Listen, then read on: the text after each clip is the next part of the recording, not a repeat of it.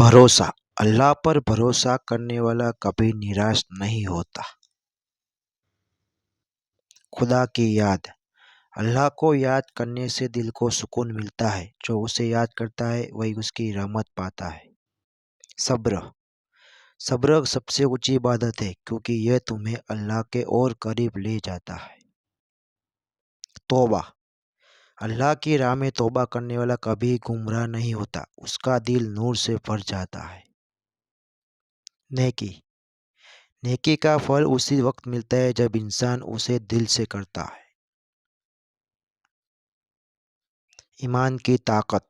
जिसका ईमान मजबूत होता है दुनिया की कोई ताकत उसे हिला नहीं सकती। इंसानियत। सच्ची इंसानियत वही है जिसमें अल्लाह का खौफ हो और उसकी मखलूक से मोहब्बत हो। दुआ की ताकत। दुआ एक ऐसा हथियार है जो बंद दरवाजों को भी खोल देती है। खुदा की मर्जी। जो अल्लाह की मर्जी को समझकर जीता है उसकी ज़िंदगी में कभी खोने का गम नहीं होता।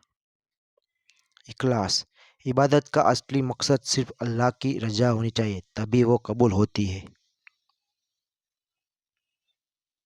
Please subscribe for more.